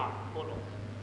जो तू पूछे भेद हमारा, कहूँ सभी अब कर कहते हैं सूरत, अगर तू मेरा भेद पूछती है तो मैं अपना सभी भेद विस्तार के साथ मैं तुझको बताए देती हूँ, उसको तू ध्यानपूर्वक अच्छी तरह से अब बोल। मैं हूँ अगमय नाम अमाया, रहूं मौज में अधर। महापुरुष कहते हैं मैं अगम अनाम अमाया, मैं, मेरा कोई रूप नहीं, मेरा कोई नाम नहीं, मेरा कोई धाम नहीं, मैं इन सब से अलग रहता हूँ। अगम अनाम अमाया, माया से अलग हूँ। हमारे यहाँ न कोई माया है, न वहाँ कोई काल है, न वहाँ कोई कर्म है, किसी तरह की कोई गंदगी नहीं है, मैं वहाँ का रहने वाला हूँ। मेरा भेदन कोई पावे, मैं ही कहूँ तो कहन में। अब वो महापुरुष कहते हैं कि सूरत मेरा भेद तो कोई जानता नहीं, मैं अगर किसी को सुनाऊं तभी तो किसी की समझ में आ सकता है। तो जो मेरे पीछे जो गोपनीय यहाँ संत है रहते हैं उनको तो कोई जानता नहीं। एक दफे भक्तों ने अपने स्वामी से प्रश्न किया कि महाराज आप बार बार कभी कभी गोपनीय संतों का जो विवरण करते हैं वो किस प्रकार के हैं। तो उन्होंने कहा कि चलो मेरे साथ, मैं तुमको ले चलो दिखा। तो गए, ले गए, दूर बैठ गए, कह लगे देखो वो गोपनीय संत हैं, वो देखो हल चला रहे पूरे, ये रोज आते और जाते, ये गोपनीय है, इनको कोई नहीं जानता। मैं तुमको इनका परिचय तुमको बता देता हूँ कि ये पूरे, और इनको मालूम है कि ये क्या है, हमको मालूम है कि ये क्या है, लेकिन इनका भेद कोई नहीं जानता। तो एक भक्त पीछे से जब वो बता करके चल पड़े तो वो पीछे रुक गया, और वो हल चला रहे थे, वहाँ से ले गए और बैलों को उन्होंने पानी पिलाया, चारा डाला, तब तक ये पहुँच गया। तो उन्होंने उससे कहा कि तुम यहाँ तुम आ गए, तुम जाओ, वो पूरे हैं, वो अधूरे नहीं, वो पूरे, और अब कभी मत आना, वो पूरे हैं, वो अधूरे नहीं है, तुम जाओ और कभी कुछ कहना नहीं, चले जाओ। जब यहाँ आए तो उससे पूछा भक्त से कि तुम वहां क्यों गए थे? उन्होंने क्या कहा? कह लगे पूरे, तो तुम वहां क्यों चले गए? तुमको पहचान कराई थी कि जो गुप्त रहते हैं वो किस तरह से रहते हैं, इनका भेद कोई नहीं जान सकता। ये सारी अंतर मंडलों की सारी संभाल और यहाँ की सब लोग ये करते हैं और भक्त वत्सल बनकर ये मतलब है हर समय सब जगह ये देखा करते हैं और इस तरह से रहते हैं। इनका रहन सहन और वेशभूषा इस तरह का है कि इनको कोई नहीं पहचान सकता। सही बात है, उनको कौन जानता? ये उनको जानते हैं, वो इनको जानते हैं और ये सब ऊपर में मिलते हैं। वो पूछती है, हे स्वामी अपना आप भेद बता दीजिए और विधि विधान से, ताकि हमारा ये संदेह सबका सब दूर हो जाए। तो वो कह रहे हैं कि नहीं, मैं तो मतलब ये है कि एक है अगम अनाम अमाया, मेरा वहाँ कोई भी भेद नहीं जानता और मैं ही अगर कुछ कहूँगा तो किसी की कुछ समझ में आएगा, वैसे कोई नहीं जान सकता। बोलो। प्रथम अगम रूप में धारा, दूसर अलग पुरुष। अब उन्होंने बड़े विधि विधान से समझाया कि जब हमारा नाम था, अपार था, अरूप था, तो मैंने प्रथम रूप अपना धारण किया, वो अगम। तो अगम लोग निर्माण करके यानी स्थापित करके वह अगम पुरुष को बैठा दिया। एक रूप तो हमारा, दूसरा जो है अलग लोग, वो मैंने अलग रूप धारण किया और अगम पुरुष को बैठा दिया। और तीसरा मेरा रूप है सतलोक, सतपुरुष को मैंने धारण किया और सतलोक में सतपुरुष को बैठा दिया। ये मेरे तीनों निज रूप हैं। इन तीनों लोकों में सतपुरुष, अलग पुरुष, अगम पुरुष, ये मेरे तीनों के तीनों रूप हैं। मैंने ये तीनों लोक बना करके और कितने युग और कितने कल, जिसकी न आज तक कभी गिनती हुई और न कभी गिनती हो सकती है, सबसे मैंने स्थापित किए, ये कर दिया और मैं इनसे सबसे अलग हूँ। ये मेरा, इनमें मेरा पूरा रूप है और इसमें कोई किसी तरह का यानी बंधन नहीं है, किसी भी तरह का कहीं भी वैसे मात्र परमात्मा बंधन नहीं। ये मेरा निजी रूप है। बोलो। ईश्वर सात पुरुष में भया, सत्य लोक में। कहते हैं कि तीसरा में सतपुरुष मतलब, और वो सतलोक की रचना मैंने की और वहाँ सतपुरुष को स्थापित कर दिया। अब ये तीनों लोग वैसे के वैसे और वो अनामी लोग सबसे अलग है, लेकिन ये तीनों उसी अनामी पुरुष की ही ये मौत से ये तीनों लोग स्थापित किए हुए हैं और तीनों में ये उनका निज रूप विराजमान, सतपुरुष और अलग पुरुष और अलग पुरुष, अनामी पुरुष अलग।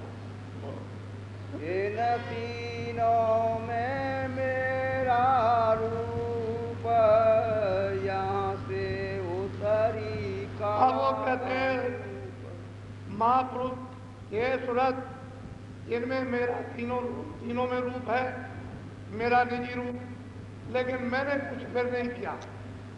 सतलोक से फिर वहां से धारा नीचे चलेगी, उधर मेरा कोई विस्तार नहीं। अब वो सतपुरुष का विस्तार करेंगे। मेरी एक रूप की एक सूरत, यानी मैंने जो सतलोक में स्थापित कर दिया है, वो मतलब ये उसका नीचे का सारा विस्तार करेंगे। मैं तो यहाँ अलग रहता हूँ। इन तीनों में मेरा रूप, यहाँ से उतरी कला। सतलोक से यानी सतपुरुष से एक अनूप कला वहाँ से उतरी शब्द द्वारा। पहले शब्द जोरों का सतपुरुष के उस मुखारबिंद से निकला और उसने न मालूम कितने यानी बेशुमार उसने मंडल यानी बना दिए, आकाश बना दिए और यहीं से फिर उतार सतलोक में तो खजाखज सूरतें भरी हुई हैं, वहाँ एक सूरत को उतार देंगे सतपुरुष और जगह जगह पर फिर स्थापित कर देंगे। तो पहले शब्द उधर से आया, उधर से धार सीधी चल करके आई और यहाँ पर नीचे आकर के टिक गई और खाली वो शब्द की धार जो है इस तरह से यानी चक्कर मार रही, ऐसे नाच रही।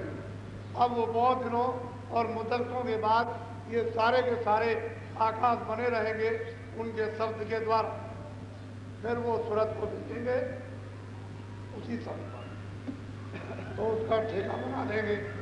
ये इसका ठेका, ये महाकाल का ठेका, ये पार्वन का ठेका, ये ब्रह्म का ठेका, ये निरंजन भगवान का ठेका, ये सब बना देंगे। और उस वक़्त में कोई किसी को कुछ नहीं, बस केवल इनको बैठाल कर और ये वहाँ बैठ करके उसी शब्द के उस ठेके पर, स्थान पर और उस का सब ध्यान करेंगे, एक लक्ष्य होकर के ध्यान करेंगे। उस समय पर कोई रचना नहीं, क्योंकि सूरत के बगैर उस मंडल में कोई रचना भी नहीं हो सकती है। तो ध्यान स्थित होकर के उसकी तपस्या करेंगे, कितने युग और कल्प भी जाएंगे, तब करते करते फिर कभी जाकर के सत्पुरुष प्रसन्न होंगे। यहाँ तक निज कर मुझको जानो, पूरन रूप मुझे। कहते हैं सतलोक में मैं पूरा हूँ, अलग लोक में, अगम लोक में मैं अलग लोक में पूरा, आगम लोक में मैं पूरा हूँ। मेरा निज रूप है, वहाँ कोई किसी तरह की मिलोनी नहीं, और मैं अलग हूँ, मेरा इनमें रूप, मुझे जाने। यहाँ कोई किसी तरह का बंधन नहीं, जो भी सोचते हैं वहाँ पहुँच जाएंगे, सब स्वतंत्र, सब आजाद हैं, सर्वदा के लिए सदैव के। फिर लौट करके ना उनको कभी आना है ना कभी आएंगे, वो तो पहुँच गई अपने खजाने में। यहाँ तक मुझको जानो, और इसके बाद ये फिर विस्तार होगा नीचे सतलोक की बात। बोलो। अंश दो ये सतपुरुष निकारी, ज्योति निरंजन नाम। अब जो शब्द जो उन्होंने बड़े जोर का जो धत्कार निकली थी, तो वहाँ पर दो सुरतें निकाली, एक माया की और एक पुरुष। एक उन्होंने ज्योति और एक उन्होंने पुरुष। तो आद्या माँ शक्ति ज्योति हो गई और निरंजन भगवान पुरुष हो गए। इनको ऊपर से निकाल दिया और शब्द के द्वारा नीचे उतार दिया, क्योंकि शब्द नहीं होगा तो नीचे डोरी नहीं होगी तो टिकेंगे कहाँ, टिकने की कोई जगह ही नहीं है। तो बस उसी डोरी पर उतार करके और सहज कमल में और वहाँ एक ठेका बनाकर और नीचे आकर के चरण कमल रोक दिया और दोनों को इनको उतारा। एक तो मतलब ये ज्योति रूप में, एक पुरुष रूप में, और सहजल कमल में आकर के बैठा दिया। दोनों आकर के अलग अलग इनके रूप में, तो एक मायावी रूप, एक पुरुष का रूप। बोलो। यह दो कला उतर कर आई, झंझरी दीप में आन। अब वो कहते हैं कि वो कौन सा दीप है, झंझरी दीप। उसमें आकर के दोनों कलाएं वहाँ आकर के इनको बैठा दिया गया कि तुम दोनों के दोनों यहाँ इसी जगह पर, और तुमको अब सख्त लोग देश से निकाला जाता है। तो ये आकर के उस झंझरी दीप में सहजल कमल में वहाँ आकर के बैठा दिया। बोलो।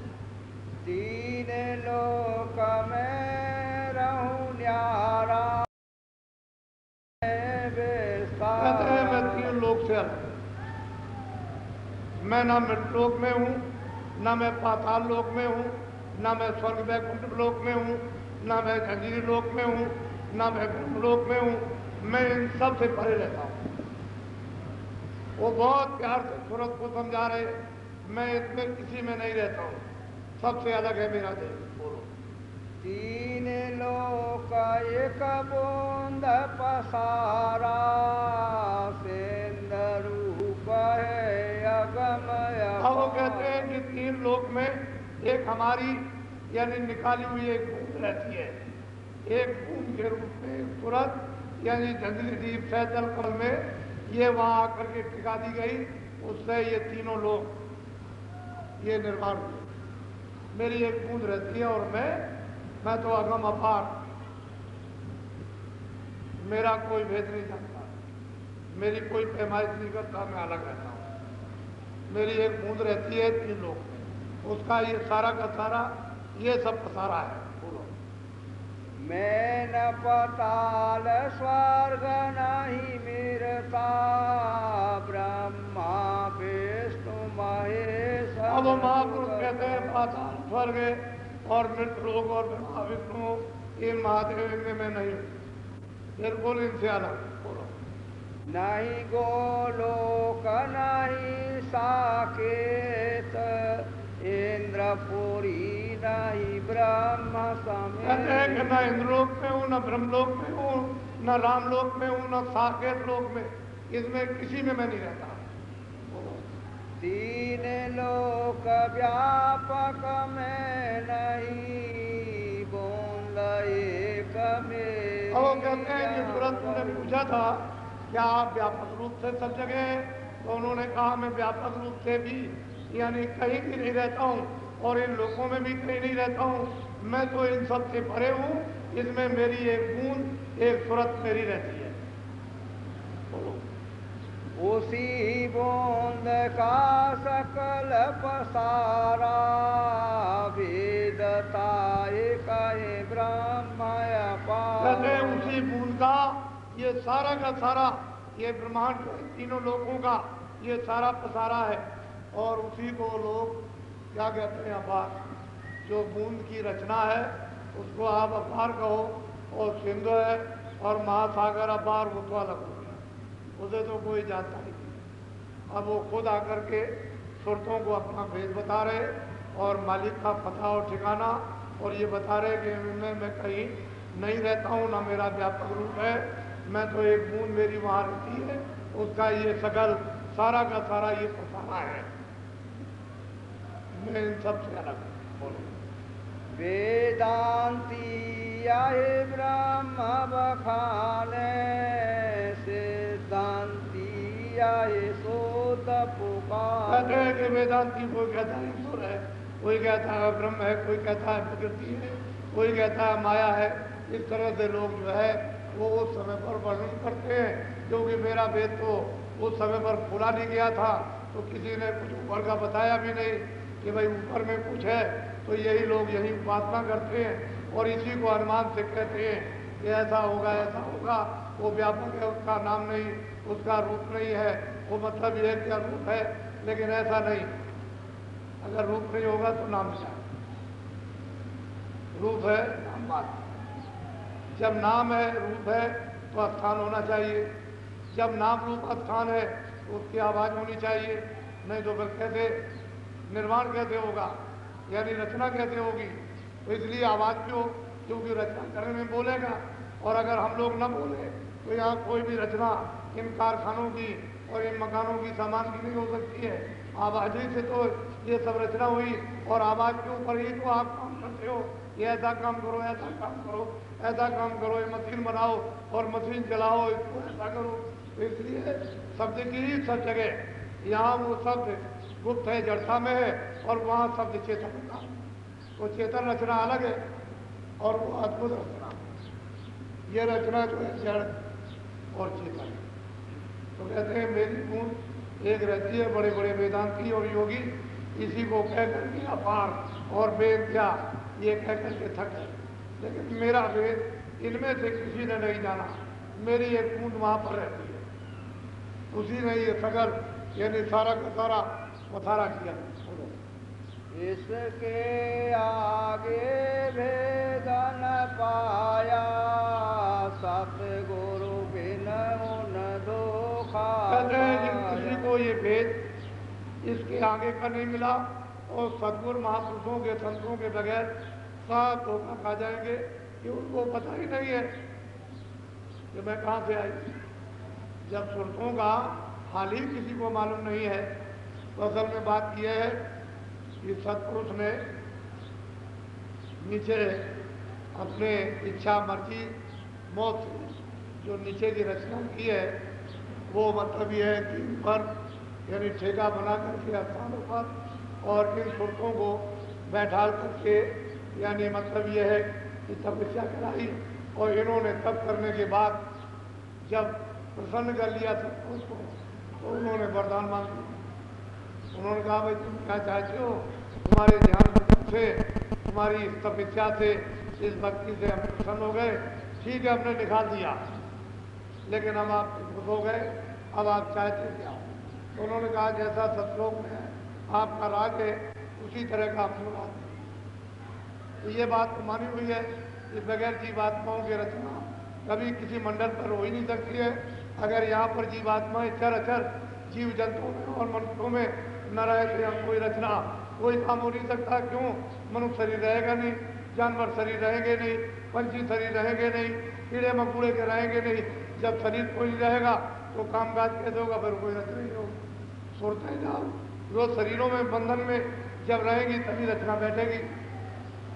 तो उनको उन्होंने प्रसन्न होकर के यो मत मुझे अच्छा हमने तुमको दिया। अब वो प्रसन्न होकर के रचना करने के लिए सुरतों का भंडार, फिर ये सुरतें जब भेजी जाएंगी तो ऐसे भंडार नहीं भेजा जाएगा कि सीधी चली जाओ। उनके लिए भी कितने युग और कितने कल्प यानी अनगिनत दिन बीत जाएंगे, तब धीरे धीरे उनको नीचे उतारा जाएगा। नहीं एक नीचे आ ही नहीं सकती, क्योंकि उनमें भी बड़ी शक्ति है, उनमें भी बहुत ताकत है, मामूली शक्ति नहीं है। वो हुक्म से उतरेगी, आदेश से नीचे उतरेगी। ये मालिक की सतपुरुष की क्या मर्जी है, क्या इच्छा है, उस मर्जी और मौज को उन्हें कबूल करना पड़ेगा। फिर नीचे धीरे धीरे उतर के आएंगे, ठेके से उतरेगी, रुकी रहेगी। वहाँ का आनंद उल्लास के बाद फिर मर्जी होगी तो नीचे फिर उतरेगी। फिर उसके बाद बहुत दिनों तक वो रस और आनंद लेगी और फिर उनकी मर्जी होगी थोड़ी सी फिर उतरेगी, क्योंकि वहाँ तो सबको स्वतंत्रता है, कोई बंधन तो है नहीं है। फिर जब नीचे आएंगी, जब ब्रह्म स्थान पर जब आएंगी तो उनको एक झिल्ली बारी, एक कपड़ा जैसा, एक पर्दा जैसा बहुत बारीक होगा, यानी अनुमान को होगा कि कोई कपड़ा ऐसा छाया के रूप में आया। वो तो उस दृष्टि से, ज्ञान दृष्टि से उसका बोध होगा, एक छाया के रूप में प्रकाश में एक पर्दा जैसा फेंका गया। तो वो किस चीज का पर्दा होगा? शब्द स्पर्श रूप रस है, इसका एक पर्दा जीवात्माओं के भंडार पर फेंक दिया। तो ये माना जाता है कारण। फिर वहां रुकी रहेगी मुद्दतों तक, कितने युगों तक, कितने कल्पों तक। फिर उनको नीचे फिर वो कपड़ा पहरा करके शब्द रूप रसगंध का तो फिर नीचे उतारा। फिर उनको एक सूच में एक उन्होंने उससे थोड़ा यानी वो एक पर्दा डाला और 9 तत्वों का होगा, शब्द स्पर्श रूप रसगंध और मन, बुद्धि और चित्त और अहंकार, ये 9 तत्वों का इसके ऊपर में एक पर्दा फेंक दिया। मालूम तो हो गया एक पर्दा एक आया, तो उस पर्दे में सूक्ष्म शरीर में वो जीवात्माएं फिर बहुत मुद्दतों तक कितने युग और कल बीत गए, फिर वहां रुकी रही और फिर उसके बाद नीचे उतारी। लेकिन आ रही है सब एकदम से शब्द की धार पर, जिस पर ये सब टिके हुए हैं उसी धार से उतारी गई। फिर ये आकर के जब नीचे आई तो माया के लोक में आई, नीचे आई निरंजन धाम में जब आई तो नीचे जो उतारी गई तो एक पर्दा यानी दोनों से एक मोटा यानी फेंका गया 17 तत्वों का। क्या 10 इंद्रिया, चतुर्संध्याकरण, मन, बुद्धि और चित्त और अहंकार और रजोगुण तमोगुण सतोगुण, इनका एक कपड़ा यानी एक पर्दा फेंक दिया ऊपर, तो ये लिंग शरीर में आ गया। बहुत मुद्दतों तक और युगों तक वहां रुकी रही और मतलब सुगंधी का उसमें हार करती रही। फिर उन्होंने उसमें मतलब प्रकाश का हार किया, फिर शब्द का हार किया अपने अपने शरीर में, और फिर उसके बाद नीचे उतारा। ये मृतलोक में इसे स्थूल कपड़े, जल पृथ्वी अग्नि वायु आकाश, जब इसमें कपड़े में बैठाई गई यानी दोनों आंखों के, तो जन्म से ही उनको बोध था, क्योंकि वहां तो कोई गंदगी का पर्दा था नहीं, तो पूरा उनको ज्ञान था ऊपर था। जन्म लिए तो सच जोगी सब विज्ञानी और कर और ध्यान करे सब प्राणी, सब के सब जोगी विज्ञानी, बच्चे बच्चियां सब के सब, और 1 लाख वर्ष की आयु सचुग में इन्हीं मनुष्य। और आते थे जाते थे, आते थे जाते थे। यानी फिर भी किसी तरह का कोई बंधन यानी नहीं था, कोई पर्दा नहीं था। फौरन मतलब ये स्थूल शरीर छोड़ा, लिंग छोड़ा, सूक्ष्म छोड़ा, कारण छोड़ा और निकलती चली गई। और वहां मतलब ये फिर उपात जब देखा ये सब वापस जा रहे, तो ये सब जो हमने तपस्या की है, निरंजन भगवान ने सोचा तो ये हमारी बेकार हो जाएगी। तो जो हमको भंडार मिला है ये सब रूहें और सुरतें वापिस अपने पद में अपने घर में चली जाएंगी। तो फिर तो हमारा ये सब खेल बेकार हो गया। तो इन्होंने फौरन अपनी शक्तियों को ब्रह्मा विष्णु महादेव को पैदा किया और पैदा करने के बाद तपस्या का आदेश दिया, ये तब करने चले गए। जब समाधि लगाई तो फौरन इनको समाधि में अपनी आकाशवाणी सुनाई थी कि अब देखो तुम इसको सुनो और तुम विधान बनाओ। 4 वेद तो इन्होंने पूरा विधान बनाया। अब इनको बेचारी जीवात्माओं को क्या मालूम है कि विधान बनाकर और इनको सुना दिया जाएगा कि भाई तुमको अधिकार दे दिया, अच्छा भी अब करो, बुरा भी करो, करोगे तुमको भोगना पड़ेगा।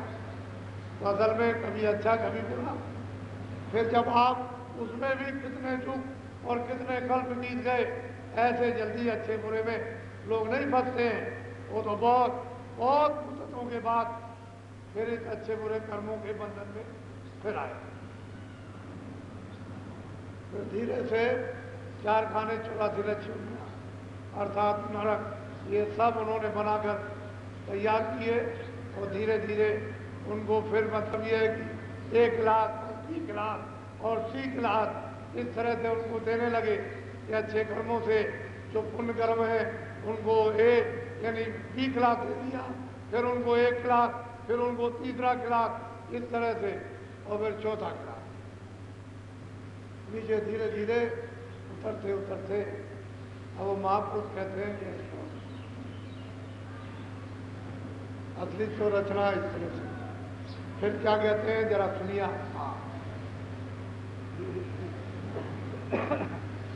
जितने मत हैं जग के माही, इसी बूंद को। अब वो बहुत प्यार से महापुरुष श्लोक को समझाते हैं कि जितने भी मत हैं ये सब इसी बूंद को कहते हैं। सिंध को इनको पता नहीं है कि सिंध कैसा है, उसी बूंद को मानते हैं और उस बूंद के पास भी नहीं जा सकते। उससे भी जाने के लिए बड़े कठोर साधन रखे कि इन साधनों को जब वे पार करता हुआ आएगा तब मेरे पास आएगा, न वो साधन कर सकेगा। वहाँ तमाम विघ्न और बाधाएं उन्होंने खड़ी कर दी हैं, तो नीचे के नीचे रह जाएंगे। इसी बूंद को सिंध कहते हैं, बूंद और सिंध अलग है। जो मेरी एक बूंद है उसी को ये लोग चिल्लाते हैं सिंध। बोलो। सिंध असल रायन से न्यारा, वेद कपिवन का। और महापुरुष कहते हैं कि सिंध जो है इस कुंड से बिल्कुल अलग है। कुंड का ये सकल पसारा जो है इससे वो अलग रहता है, लेकिन हम क्या करें न जानने के कारण। अरे भाई मेट को भी मालिक कहा जाता है। जब मालिक नहीं मिलेगा, सेठ नहीं मिलेगा, तो मैनेजर को ही लोग सेठ कहते हैं। अरे भाई जब मतलब वो नहीं मिलेगा तो देवी देवताओं को भी कहते हैं यही मालिक है, यही भगवान है, यही ईश्वर है, यही सब कुछ है। उनको ये भी पता नहीं है कि देवी देवता किसने पैदा किए हैं, ये भी नहीं मालूम है कि ब्रह्मा विष्णु महादेव का कौन पिता है, ये भी पता नहीं है कि आद्या महाशक्ति किसकी अर्धांगिनी है, कुछ नहीं मालूम। इसी को मान करके कहते हैं मैं इनसे अलग हूँ। ब्रह्मादिक सब वेद भुलाए, ऋषि मुनि कर्म भरम। कहते हैं ऋषि मुनि ये तो कर्म भरम में उलझी गए, लेकिन जिनको वेदवाणी सुनाई दी थी और उसका साक्षात्कार नहीं हुआ था ब्रह्मा को, ब्रह्मा जी के पिताजी का, तो वो भी नहीं जान पाए। एक तो दिया जो वाणी आई लेकिन पिता का उनको भी दर्शन नहीं दिया। यानी निरंजन भगवान के सहजल कमल में ब्रह्मा विष्णु महादेव शिव ये भी उनका दर्शन नहीं कर सके, वो भी उनसे वंचित। तो बताओ उसको कौन जानेगा। और ऋषि मुनि इसी में बोला गया। और वो जो सिंध है अगम अपार, उसका किसी को पता ठिकाना ठोर मालूम ही नहीं कि वो कौन सा रास्ता वहां जाने का। पीर पैगंबर कुतुब औलिया बोंद भेद पुराण। कहते हैं कि पीर पैगंबर कुतुब औलिया ये तो बुंद का भी भेद नहीं जानते। सिंध की बात तो स्वप्न में छोड़ दीजिए, पूंजी को नहीं जानते। ये खुदा कैसा है, उसका दीदार ही नहीं किया है तो बताओ आगे की बात कैसे समझ में आएगी। फिर ब्रह्म को कैसे देखेंगे, पार ब्रह्म को कैसे देखेंगे।